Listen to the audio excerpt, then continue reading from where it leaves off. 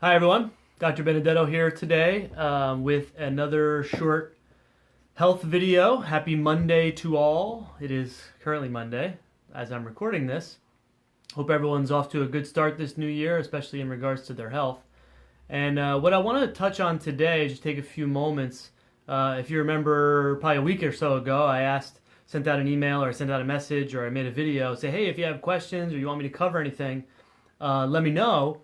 And so starting to get some feedback there, and one that's popping up a few times actually is mood disorders, in particular anxiety, depression type stuff. So I want to just briefly review a couple of natural alternatives or some natural health care that we provide for some of these things.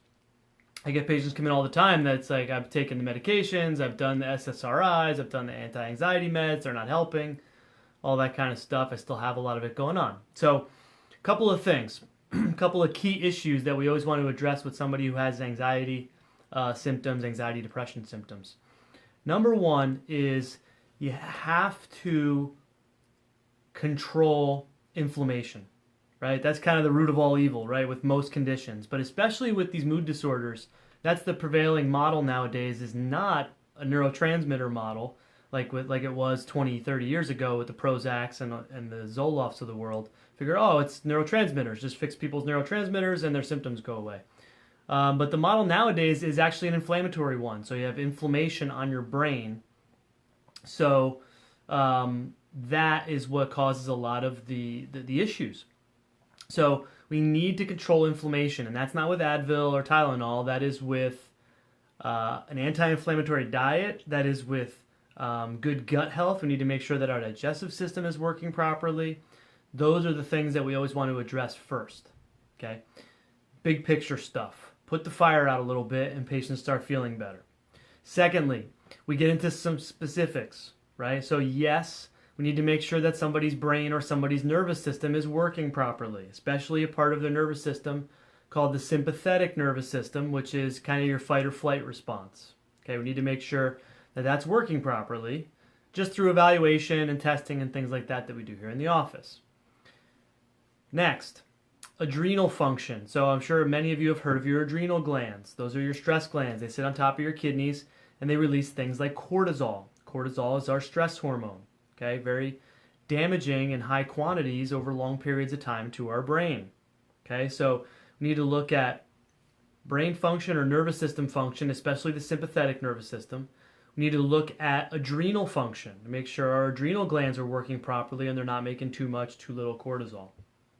Lastly, then we can worry about neurotransmitters, right? So we do some testing. We do things like organic acid testing to look at neurotransmitter metabolites and things like that.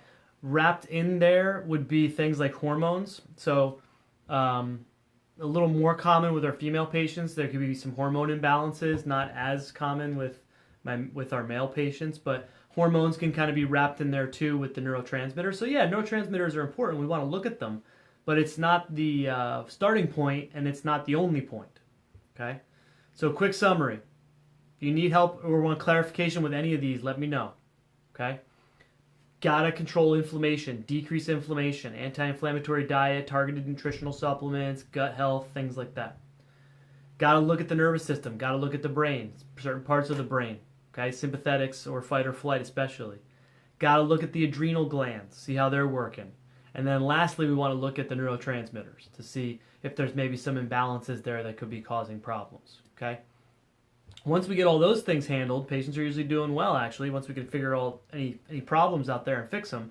If not, then we move on to things like nutritional deficiencies and genetic defects and MTHFR stuff and all those kinds of things. So I wanted to give a quick primer today, though. I don't like to run too long on these videos, but I wanted to give a quick primer today as far as our natural approach to treating things like anxiety. If you have any additional questions, you can post them below here. If you're getting this in an email or form or something like that, just respond to the email. I respond to all those. So if you have questions, would like more details on any of this stuff, I wanted to kind of give you the big picture today. If you have any questions on any of the specifics, just fire away. We're always here for you. If you like this information, you like this video, feel free to give it a thumbs up or share it with your friends or family members. If you or anybody out there are suffering and looking for some different answers for anxiety, depression, these kinds of things, just let us know. We're always here to help. Thanks, everyone. Have a great day.